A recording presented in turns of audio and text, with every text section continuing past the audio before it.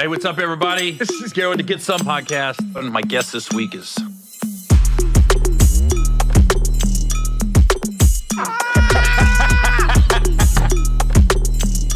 This motherfucker Gary.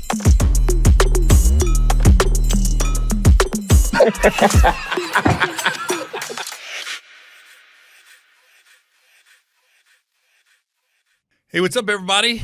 This is Gary Owen with the Get Some podcast, and you know this because you're watching. Let me start off with my upcoming schedule, and then I'm going to recap this past weekend because I was in like 17 cities in 3 days. This weekend, October 12th to the 15th, I'm in Cleveland, Ohio at the Improv. Next weekend, October 20th to 21st, I'm in Chicago at the Airy Crown Theater. October 27th, I'm in L.A. at the Microsoft or Peacock Theater now. I keep switching it. And October 28th, I'm in Stockton, California at the Bob Hope Theater. And then November 1st, I'm in Sacramento at the Punchline for one night. That's a Wednesday. And November 3rd through the 5th, I'm in San Jose at the Improv. And bigger thing, November 4th, I am filming my next special. I think we're going to call it On My Own, is what we came up with the title. So if you're in the Bay Area, you want to come see a special, I'm doing it on my own. I'm independently shooting it, and then we're gonna try to sell it. Like I said, I always have a great relationship with Showtime, but we're gonna take it to Showtime, but then we're gonna take it to everywhere else too: Peacock, Hulu, Netflix, HBO, and we'll see if anybody else bites. We'll see what happens. And then after that, November 9th through the 12th, I'm in Columbus, Ohio at the Funny Bone. So that's far enough out. Once you go too far out after that, people are like, they don't remember nothing. So the immediate is this weekend I'm in Cleveland at the Improv. I think Saturday's already sold out, so hopefully we'll add a couple, one or two. So this past weekend, though, I mean, I realized, like, I love stand-up, but this took a lot out of me. One, I'm not in my 20s anymore. I'm not even in my 30s anymore. So, I started out last Thursday in Cancun. So I flew into Cancun. I get there, and then I have a show on the 6th. For last Friday I had a show, but the show was at midnight. And it was weird the way the promoter did it. I really think if the promoter does this again, it was called the Cancun Hip Hop Fest. And anybody that was there, I'm anxious to hear your feedback on this because, one, it was at Planet Hollywood. Great resort. Beach was nice. Pool was nice. Everything. Rooms were great. My only complaint is the food was freaking terrible everywhere. I mean, I tried their supposed steakhouse, their Brazilian steakhouse, the big breakfast spot. All of it was bad. The sports bar was bad. It was just bad food. And then the only good food I had the whole time I was there was the night of the show. They had food catered in to what's on my rider and backstage. That food was good. I don't know where it came from or what chefs they use, but I guess with the all-inclusive resorts, the good thing is you're not getting charged, but the bad thing is I don't think they're making food for flavor. It's just mass amounts of food getting just churned out, almost like military. And so the food isn't that good. And this food was really bad. So Planet Hollywood, you've done a great job. The rooms are great. The pools are great. Your beach was beautiful. It's just your food, man. You got to step it up a little bit. And then, so they had a coffee shop. I'm a coffee drinker. And they got all these pastries laid out. And it's free, And I was like, there's no way I'm eating those pastries because too many hands or mouths are around them. And as I was telling my road manager, Brad, we was talking about it. We was like, every day we walked into the coffee shop and be like, you want one of them donuts? You want one of them muffins? Because I was like, no way I'm touching it because it's too many hands and people come around. But I will say the coffee was good. The coffee shop was called Fuel, and the coffee was good there. I will say that. So one of the times we were sitting there talking, me and Brad, this dude came in. He grabbed a donut, and it could have been the dustiest donut I've ever seen, and just went, "Arr!" And it just, there was so much dust and flour and everything else that was in the donut. I don't know if it was powder, but it looked like it. It just sprinkled down onto all the other pastries. He didn't take it and take it back to his room or to a table. He bit it right there. So he must have been starving.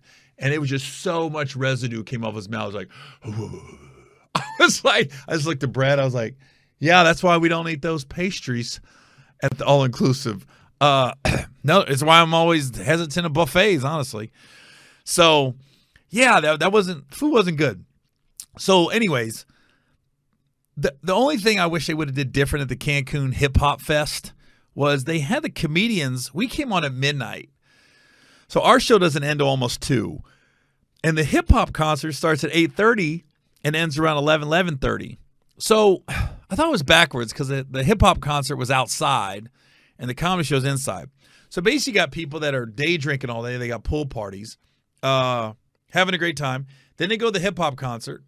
And the night I performed was like Bun B, Goody Mob, Yin Yang Twins, I'm free, Eric's EPMD. So it was an old school hip hop concert. The concert was fire. I could hear it from my balcony, and then everybody's like partying, and then they leave there to go inside to sit down and watch a comedy show, which you're already liquored up, you're already tanked, and then I'm last, I'm headlining it, and I knew when I walked on stage I was tired. So the show starts at midnight. I go on stage at 1, something like that, 1:15. And as soon as I walked on stage, I went, oh, shit, they're tired. I felt it. You can feel when the crowd's like in the pocket and they're ready to go, and then you can feel it when they're tired. And I felt it. Like, oh, they're tired. I'm going to have to work. And I ended up getting them. The show was great, but it wasn't like just energy after energy. It was like I'd tell a joke, and then, it's like they're resting. And I'd tell a joke, and, they're staying awake. But if I was a promoter for next year, I would flip it. I would do the comedy show at 8 o'clock, and this comedy show should only last 2 hours. You're done at 10, and then have the hip hop show start at midnight, and then they go for 2 hours, and then people can kind of party and the DJ keep going. I just thought it was backwards the way they did it, and I talked to the other comedians, and we all agreed. We was like, yeah, this is backwards. We should have been first on the inside. And then you come out and go to the rap concert and just party all night afterwards, have the DJ play. But I think they said it could have been a noise thing because the rap concert outside and they want it quiet after midnight or something. But I didn't see nobody that was complaining. This is a hip hop fest. It was 98% black people, and they were all there for the fest because you didn't see I saw the white people leaving when I got there Thursday. I didn't see any of them stay. So I don't know if the promoter rented out the whole resort, or it was a black takeover. It was a blackout. So I don't think anybody would have complained. But I think that must be the reason. I don't know. I'm assuming that's the reason. I can't have loud noise after midnight, but that's the only thing I can come up with. But yeah, if I had to do that over again, I would. Because here's the thing. I got off the stage 1:32. My pickup was 4 a.m. I had a 7 a.m. flight from Cancun to L.A. So I got off stage, basically stayed up. I didn't go to my room because I was worried if I went to my room I'd fall asleep. So I just kind of stayed up. And then I ended up going to got picked up at 4, got to the airport, and the day you don't have to get to the Cancun airport early was this day. I've flown international, and sometimes the Bahamas has been the worst. Like going through customs is a nightmare. Not in Cancun. Pew, went right through. All of a sudden, me and Brad were just sitting there at 5 a.m. like, we got 2 hours. So went to a Starbucks, ordered some stuff that I ordered some breakfast stuff. I don't know what it was because everything was in Spanish. And then we got on the flight. And this thing, we flew Aero Mexico. So we had first class seats, but they was hustling. So my flight was from Cancun to Mexico City to L.A. So the first flight, the first class wasn't really first class. It was 3 seats, and they put like a TV tray in the middle, and that was it. I was like, this is like it's like they just made up first. It wasn't really first. I was like, I've never seen this. But the second flight, we had the beds. So we got to lay down and pass out. Whew, beds was money. Because sometimes I'll be on international flights, man. And, like I said, the first 10, 15 years of my career, I was coach. But you fly so much, you start getting points, accumulating stuff. And once you start flying in the front, you start flying first, it's hard to go back to the back. Sometimes I look at how did I do it for all them years flying coach? But now that when you start flying in first, when you go to I've flown to Japan, I've flown to Middle East, and you land and you're you look at the people in coach how'd you do it? How'd you make it? Especially when it's 3. I think the longest flight I was ever on was Hawaii to Guam. And I had the middle seat in the middle. It was the 2, 2, 5 in the middle. I was dead in the middle. And then we got stuck, and we were just stuck on the runway for hours. And this was for internet and iPhones. You're literally just stuck. And they got the one big movie screen, and you got to watch that movie. I was just that was a long flight. But I didn't mind it because I was young. I was in my early 20s. I was doing stand-up. I was flying out there for a show. I was life is good. I was excited. I didn't care anything about that flight. But now I fly so much, I'm yeah, I kind of got to be in the front after years and years of flying.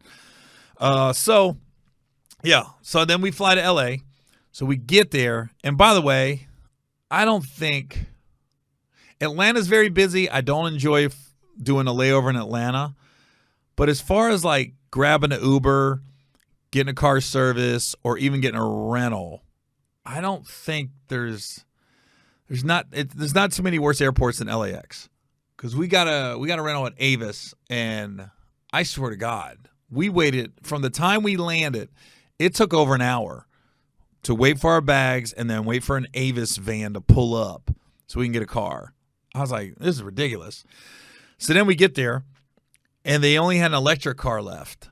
So we get in this car, and we don't realize it's electric. And then it was at that point, I don't want to say they only had an electric car left. It was we got in the car and already pulled out before we realized, oh, this is electric. And at this point, I was we got to get to Palm Springs. It's a 2.5-hour drive with traffic at that point. I was we just got to get there. I never drove an electric car for a long length of time. It's a nightmare. So we get in it, and all of a sudden we're 30 minutes from the casino, the Morongo casino, right outside of Palm Springs, and the light comes on, 15% battery. So we go to the mall. We find a mall. I said, well, we'll just get something to eat. So we charge it. It's not a supercharger. It's a regular charger. You got to find it. We charge it. We eat. About 45 minutes we was there. We get back in the car. It was 10% more. It was a 25%. I said, what? It said 11 hours to fully charge the car. I was so then we get in it. We end up making it to the casino. They charged it all night. We get in it to go to Phoenix the next morning. And my GPS said it was almost 4 hours exactly from the Morongo Casino to my hotel in Phoenix. And that 4 hours turned into 6.5 because we kept having to stop and charge the freaking car. We stopped. You just got to sit there too. You got to hope there's a coffee shop or a gas station or restaurant nearby. And the bad part is the last charge, we was 10, 15 miles from the football stadium in Arizona. That's why we went to Phoenix to go see a game. And it was we couldn't make it. We had to stop and just charge and get it up to 20, 30% so we could get there and make the game. And then after the game, we're going out to eat. We only got 30 miles till we're dead on empty battery. So we went to the steakhouse to get something to eat. We had to park at a mall and catch an Uber to the steakhouse. It was just a nightmare. All the electric car was just a nightmare. Ava stopped renting those for long road trips. I was oh my God. I heard Teslas have longer battery lives, but I'd rather just stop and get gas and pay for it. I know people say you save money, but I still have to pay. The superchargers, they still take your credit card, and you got to pay money to charge your car. If I'm going to pay, I want to go. So that was a nightmare, the whole electric car thing. Now, The show was great at Morongo. The food was amazing, honestly, because some casinos you don't really know how the food is. Man, I'm backstage. They gave me a menu. I said, well, I'll try the prime rib. That was some of the best prime rib I've ever had in my life at the Morongo Casino. And then the show was fire. Thanks, everybody, for coming out. And then lost my ass at the casino. I'm not going to get into that. It was like the casino's like, yeah, fuck off. Thank you for the money. I was like, because usually when you play, they get up a little bit. Somebody said something about gambling. They said, everybody wins. Now everybody walks away. So I usually walk away when I get up, I usually walk away. I never got up. Never got up. The blackjack, I never got my money taken so fast in my life. I was like, whoa. And then I just never got more than what I started with. And I was just like, this is unreal. Because at one point I was down so much, like, if I can just break even, I'm going to leave. I never got even. So the next morning we wake up at 7:08. We wake up at 6:45, 6:30. We meet at the Valet at 7, me and Brad. GPS said we should be in Phoenix at 11. Game isn't until 1 West Coast time. And I was like, we're good. No, we missed kickoff. We got there halfway through the first quarter. It's a nightmare. Game was great. Bengals back on the winning streak. Joe Burrow looked good and mobile. The guy really went. I went to see the Bengals, obviously, but I've talked about this kid in the past. Paris Johnson Jr., number 70, the left tackle. Left or right? I think he's left tackle on the Arizona Cardinals. He's a kid I've seen grow up his whole life, so I want to see him play. Got to see him play. He balled out, and then that's who we went out to eat with after the game. And it was funny because when Paris was taking his tour at Ohio State, Joe Burrow was the player that was assigned to show Paris around campus and how the football team works. And then Joe obviously transferred to LSU. But him and Paris still maintained a relationship. So after the game, Paris ended up getting Burrow's jersey. And he signed it. And then he's carrying it. And I saw in his hand, I was like, oh, shit, that's Joe Burrow's jersey. So I grabbed it from Paris, and I made a funny video on Instagram where I'm smelling it. When I tell you that shit smelled pretty good. People are like, you're a weirdo for smelling somebody else's jersey. I go, hey, that shit smelled, that shirt smelled like a winner. I've been in locker rooms, smelled some funky jerseys. Joe Burrow's jersey wasn't funky. I'll tell you that. So he got it. They thought I was going to steal it. So it was funny because when I saw Paris's mom, Monica, I had a Who Dey shirt on. So I wore a Who Dey shirt to the game. I rooted for the Bengals. And then she said, yo, we're going to the friends and family section. She was like, you can't wear Bengals stuff down there. They won't allow it. I don't know if that's true or not. If I had to take a word for it. But I was just like, all right. So I had to go buy an Arizona T-shirt, and I put on my Bengals shirt. So, of course, I went down there, and you take pictures of friends and family and stuff. And then the internet is something funny, man. People really, it's like they want to discover shit. Like, aha, I told you. Anybody knows me. They know I'm all about the Cincinnati Bengals. And I wore this hoodie. Yeah, because I feel some kind of way. I can wear what I want. I can do what I want. So the fact that I got in a picture and somebody saw I had a Cardinals shirt on, there's somebody made a post on their social media like, I told you. First he goes to Pittsburgh practice. Now he goes to Arizona. He's not a real fan. He's the ops. Like there's some conspiracy or something. I'm going. And then one person told me, they go, no, he roots for the Bengals. We know that, but he also roots for Paris Johnson. And I was like, thank you. But it's so funny. This guy literally, some person took the picture I took with Paris's family and then blew it up and cropped everybody else out, just had me on there, and you can barely see the bird. And I bought that shirt on purpose because it's very subtle. You could barely see the Arizona emblem on the chest. And he was like, I told you. He discovered something. I was like, people just want to be mad. They just want to, for no reason, they just want to be mad and discover shit. So, here's a pet peeve I have. So I was on 4 flights this weekend, and then I also went to the game. So I'm going to start with one pet peeve I have about football games. So I'm at the Cincinnati-Arizona game.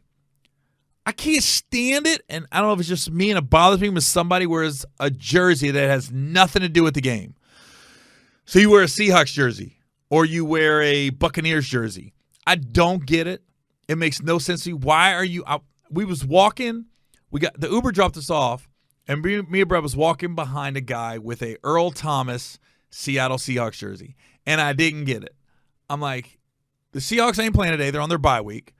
You're at the Bengals-Cardinals game. Earl Thomas hasn't played for either of those teams. I didn't get the significance of it. Why are you wearing that? Let me tell you something. If you go to a game and there's two teams playing and you wear a team jersey that has nothing to do with that game, you look stupid as fuck. And everybody's talking about you. We don't care. Like, no. I remember one time I was at a Bengals game and this guy had like a Packer.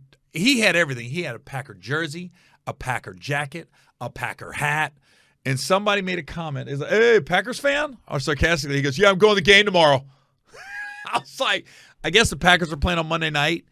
And that was his moment to let everybody know within earshot, he's going to the Packer game tomorrow, Monday night. And that's why he wore that shit.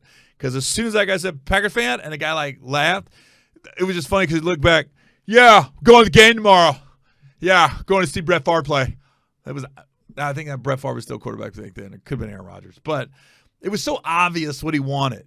And then he wanted to let everybody know like his brother's cousin is the barber for the backup place kicker or something. It was so ridiculous, this conversation. I was like, oh, that's why he wore this. He wants to tell people he's going to the game tomorrow. And nobody would know unless he wore this Packer jacket, hat, and jersey. But you just look stupid as fuck.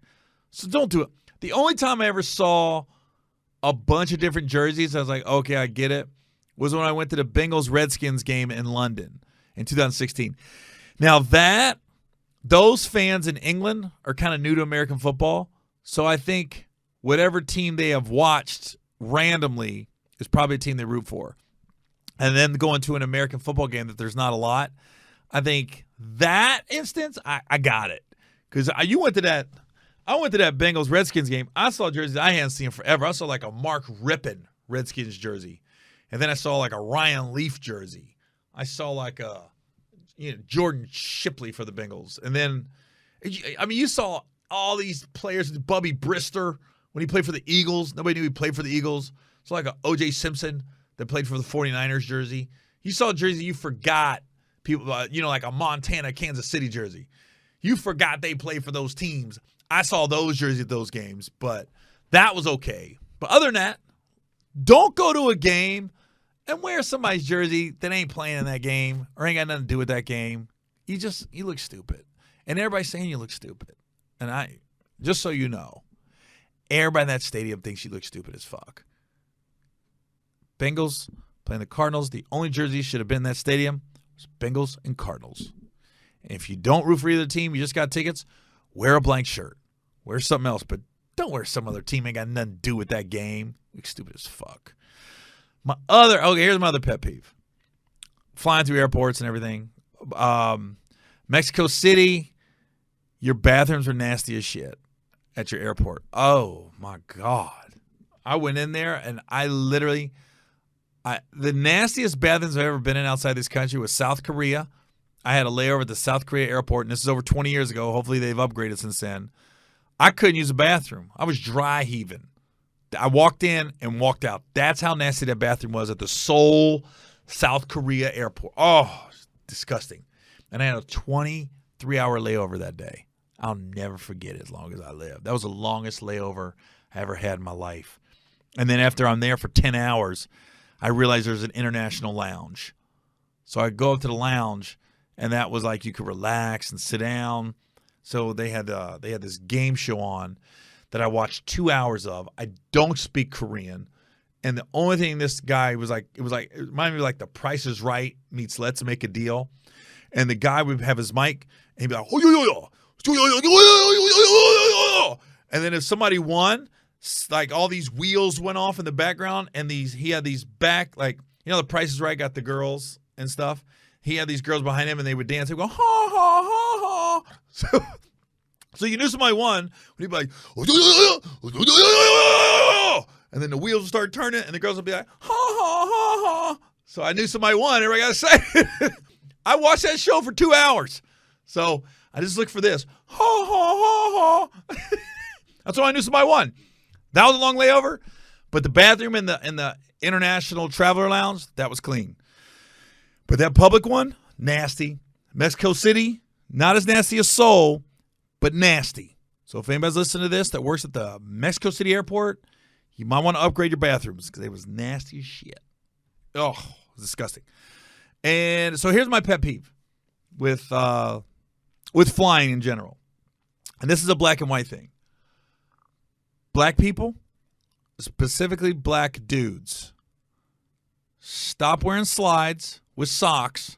They're dirty. I see more brothers flying, and they got the slides on, and they got dirty, especially a name brand slide. You got a Gucci slide. I think those are most popular, the Gucci slides, and amongst brothers especially. And then you got these dingy-ass tube socks on. I'm like, what was that? So, black dudes, please stop wearing slides with dirty-ass socks. Just throw some gym shoes on, okay? And then white people, stop wearing no socks and taking your shoes off on the plane. That's more disgusting than the brothers. At least the brothers' feet's covered. And I've never seen a black person. Here's the thing. I've never seen a white person in slides with socks at the airport. I'm sure it's happened. I just haven't seen it like that. Dirty socks especially, with Gucci slides. That's the one that gets me. The name brand, $300 slides, and you got Dick's Sporting Goods socks on. Not Nike, not Adidas, the Dick's Sporting Goods socks. And they're dirty, dingy. I won't say dirty, but dingy. Okay? And white people, stop. For the love of God. If you're not going to wear shoes, and if you're not going to wear socks, don't take your shoes off on the plane. I've seen it too many times, and I'm only seeing it from white people, that you take your shoe off and then you start scratching your fucking foot. It's disgusting. I almost want to dry heave thinking about it. It's happened to me. I've seen it numerous times. And comfortable, though. Only white dudes. Like, I've only seen black dudes. This ain't black women or white women. I've only seen black dudes wear the slides with the dingy socks, and I've only seen white dudes wear no socks and give that and flip-flops. I never expose my feet on planes. I'm not going to wear flip-flops on a flight. And I'm a flip-flop hound. Anybody knows me, I love flip-flops. And they scratch it, and it's disgusting. It's so fucking nasty. Stop doing that. So that's worse. So that's my pet peeve of flying. And then my last thing about flying, just close the shades. It never fails. I'm flying, and let's say I'm in 4A. Who's ever in 4F on the other side, they love flying with the window shade up. So that light's coming directly to me. And it's just, it never, I've been on planes where every window was shut from 1 to 30, and who's ever across from me, that's who keeps the window open. It's unreal. It's almost like God's playing a joke on me. Like, here we go again. Gary's flying. Let's have the person across from him keep the window up. And it's always bright. It's never a rainy day. It's always bright as fuck. And I'm like, why does this always happen to me? So just shut your window. You can open every now and then if you want. If we're flying over a city, like when we flew from Cancun to Mexico City, I think everybody lifted the window shades to fly over Mexico City because that's one of the coolest cities I've ever flown over. I saw one. There was like a bull ring, clearly a bull ring, and then some other kind of soccer field. It was cool, and there were so many buildings, so that was cool to see. But other than that, there's no reason to have your window. What are you looking at? The clouds? Look up, or what are you looking? I don't get it. Just stop. So please. So let's just recap before I move on. Black dudes, slides, clean socks, new socks, especially if they're Gucci. You know what? Just stop wearing slides at the airport. We know you want to be comfortable. Wear some shoes. And white people, cover your fucking feet. Don't wear flip-flops to the airport. I don't care how hot it is. Wear some shoes. They got all these dress codes at airports. I mean, that should be one of them. You obviously got to wear a shirt. You obviously can't be exposing too much of your body. So it should be socks are required, or you can't take off your shoes. Like I'm quick to take off my shoes if I got the beds. I'm lying down. That's why I always wear those. I usually wear Nikes that don't have the shoestrings on them. Those are the best shoes to fly on. They're like slippers. They're like the old And-1s. Remember the And-1s used to have the slide-on shoes? They're like slippers. I wear them all the time at the airport. I got every color because they're just easy to travel in. And I always make sure I got clean socks on, and I don't take my shoes off till I'm in my seat, and I'm not just scratching all up on my feet like that. So if I got the beds, yeah, take the shoes off, and I got clean socks on. So please wear clean socks. And white people, wear any socks, but do not take off your shoes for any reason and have your bare feet out. I've seen dudes, you got the scratching, and I see dudes just rubbing it on the floor. Or the little, the seat's got the little metal thing that separates the seats. It's just scratching that bitch on it. I'm like, how nasty are your feet? And I don't know. I want to be a Karen sometimes. Oh, one other thing I want to complain about. So this is just a complaining airport episode or airplane episode. If you're in coach, and this is going to sound awful, don't come up to the first class bathroom. And first class, don't go back to the coach bathroom. There's a curtain there for a reason, and it's my pet peeve that when I want to use the bathroom and somebody's in it, and then I see them go past first and back to their seat, I'm like, you pay extra so you don't wait in line at the bathroom. I don't know why. Every time I see it, I want to look and be like, no. I've seen it a couple times. I've seen a couple times the flight attendant's like, nope, this ain't for you. Here's in the back. And they're like, but this is closer. I'm like, I think the best plane I've ever been on was I flew to Dubai or Bahrain. And the promoter flew me first. Not business. Normally business is first and the same on domestic flights. But he flew me first, which there was a spiral staircase, and we went upstairs. And there was only 8 seats upstairs. And it took up half the plane, these 8 seats. These things look like freaking thrones. So I sat down. So there was 8 seats, and there was 4 bathrooms for 8 seats. And the bathrooms had a shower in it, and you had robes, shower shoes, shaving, toothpaste. It had everything. But I'll never forget, there was only 4 of us up there. And it was me and 3, it must have been Dubai. It was me and three guys that were clearly the sheikhs. They had the Muslim stuff on, right? Around their head. I don't want to disrespect the religion, like whatever it's called. Whatever they wear around their head, they had it. I was only just American on there. And so I just remember we had 4 bathrooms, and I go, there's only 4 of us up here. Nobody should be using the same bathroom. And nobody did. I went to the bathroom by my seat, and I think the other 3 guys looked, and it was established that was my bathroom, and nobody else went in it. And it was like a 12-hour flight. Or I feel like it was. That was either from Frankfurt to Dubai or Amsterdam to Dubai. I can't remember which flight. But I just remember that bathroom. That was another level of first class I had never seen. And then right in the middle, they had a bar in the back, and right in the middle was like a snack station. And they had all these different candy bars from all different, well, not all different, but whatever country we was flying from, Germany or Amsterdam, I can't remember, Netherlands. But anyways, I remember I just grabbed all these different candy bars because I had never seen it, and I was just trying them. I don't know. But that was the baddest plane I ever been on, right there. Yeah, that was dope. So, yeah, that was kind of, what do you call it, prima donna-ish, the first class bathroom. I know that sounded kind of bougie, but whatever. I'm just being honest. It kind of bothers me. So another thing that's been bothering me,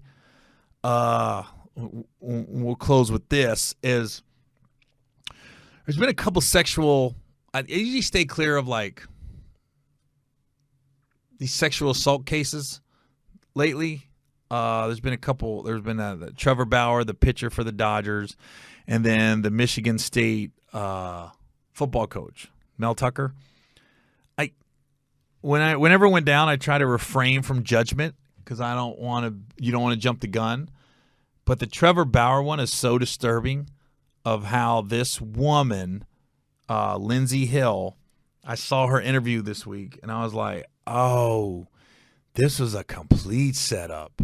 And they ruined this man's career. And I'm a little biased towards Trevor Bauer because he was with the Reds. He balled out with the Reds. And then he went to the Dodgers and signed this big contract, and he got hit with this sexual assault case.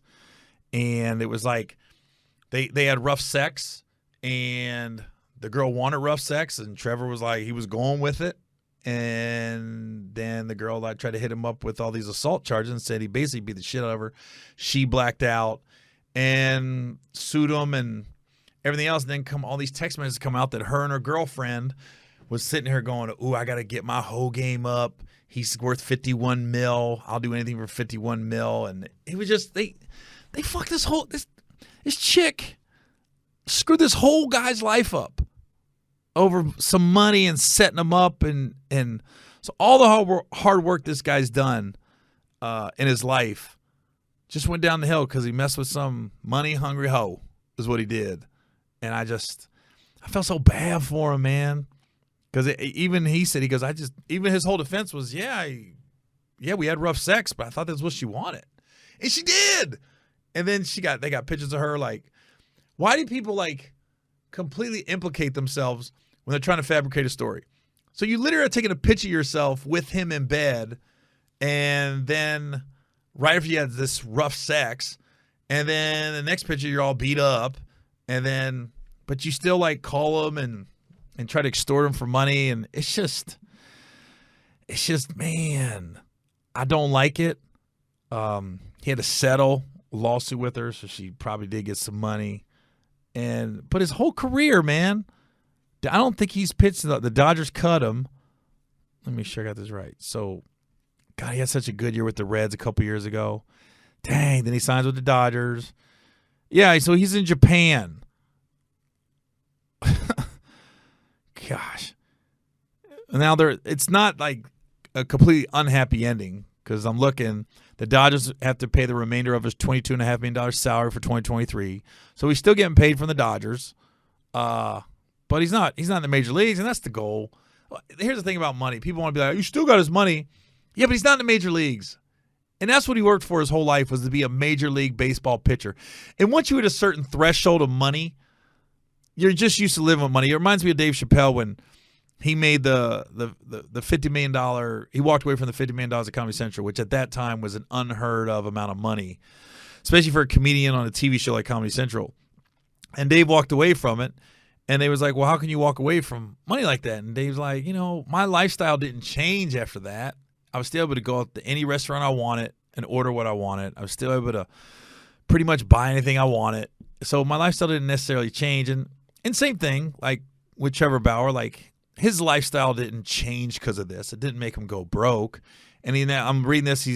He signed a incentive-laden 1-year, $4 million contract with the Yokohama Dina Bay Stars, but he's not in the major leagues, and that's all he wanted to be. All because nothing he did on the field.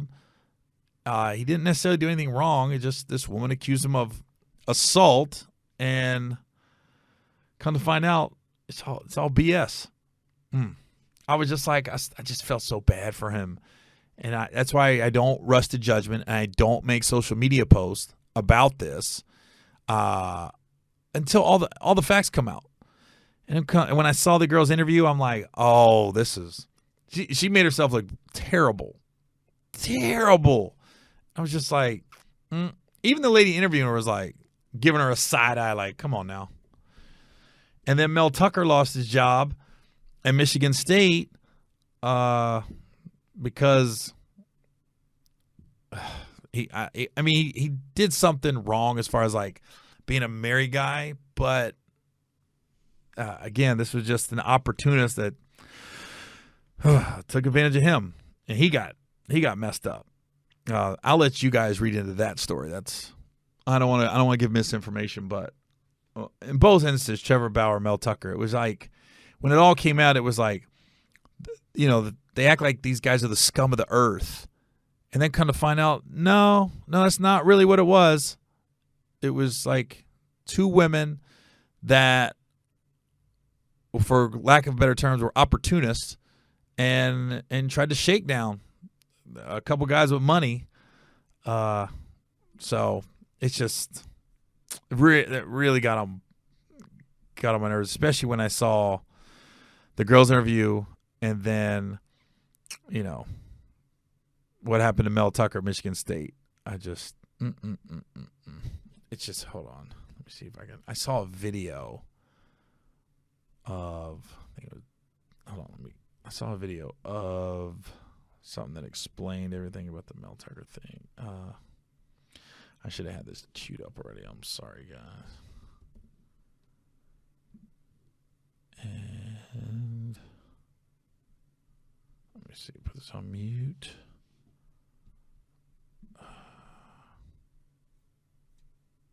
I don't know where it's at. Anyway, it's just, it sucks. Both those guys, it sucks. Everything that happened to them. Yeah. It's just, if people spend as much energy and just focus it on making their own money legitimately and just handling business instead of just worrying about trying to scam somebody out of their money or shaking somebody down out of their money, they'd probably be farther along in life. It just, I don't know. That's why I could never be a drug dealer or anything like that. The stress of that would be too much. I don't care how much money I could make. I'd be like, it's just the fact that I always got to look over my shoulder keeps me from doing anything like that. I just want to be legit and make money legally and treat people right and do right by people. And I think it all works out in the end. But those two cases, the Mel Tucker and the Trevor Bauer, especially the Trevor Bauer, when I saw that interview, I was like, oh my gosh. And then the text message got released. It was a complete shakedown and setup. Completely. And now he's not in the major leagues. I'm like, work for something your whole life. And let's just be honest. Some of the perks of being a professional athlete is you get women.